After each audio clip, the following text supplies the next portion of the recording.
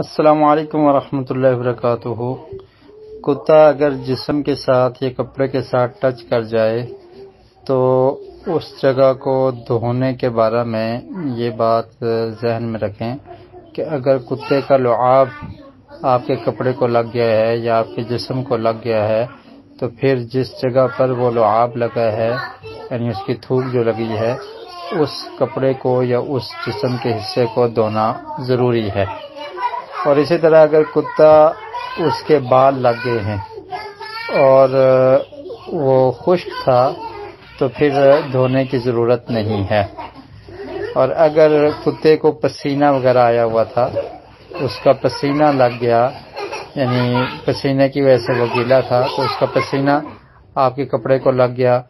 یا اس کا پیشاب لگ گیا، پخانہ لگ گیا یا اس کی تھوک لعاب لگ گئی، ناک سے نکلنے والا پانی وہ لگ گیا، پسینہ لگ گیا، اس طرح کی کوئی چیز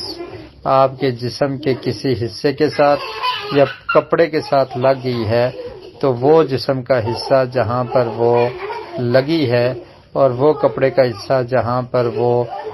پسینہ لعاب وغیرہ لگا ہے تو وہ حصہ ناپاک ہو جائے گا۔ اور اس کو پاک کرنے کا طریقہ کیا ہے کہ اس جگہ کو 7 دفعہ دھوئیں گے۔ اس کے بارے میں ایک حدیث ہے صحیح مسلم میں، حضرت ابو ہریرہ رضی اللہ تعالیٰ عنہ روایت کرتے ہیں کہ رسول اللہ صلی اللہ علیہ وسلم نے فرمایا کہ جب تمہارے برتن میں سے کتا پی لے یعنی کتا منہ ڈال کر پی لے تو اس کی طہارت، اس کا پاک ہونا یہ ہے کہ اسے 7 دفعہ دھوئے۔ پہلی دفعہ مٹی کے ساتھ دھوئے یعنی پہلی دفعہ مٹی لگا لیں اور 7 دفعہ اس جگہ کو دھونا ہے، جس طرح برتن کو 7 دفعہ دھویا جاتا ہے۔ تو برتن میں بھی چونکہ اس کا منہ لگتا ہے اور منہ سے نکلتا ہوا لعاب اس برتن کو ٹچ کر جاتا ہے تو اس لیے برتن میں اگر اس نے منہ ڈالا ہے، اگر اس میں کوئی چیز ہے اس چیز کو گرا دیا جائے گا اور برتن کو 7 دفعہ دھویا جائے گا، پہلی دفعہ مٹی کے ساتھ۔ اسی طرح اگر کپڑے کو اس کا لعاب لگ گیا،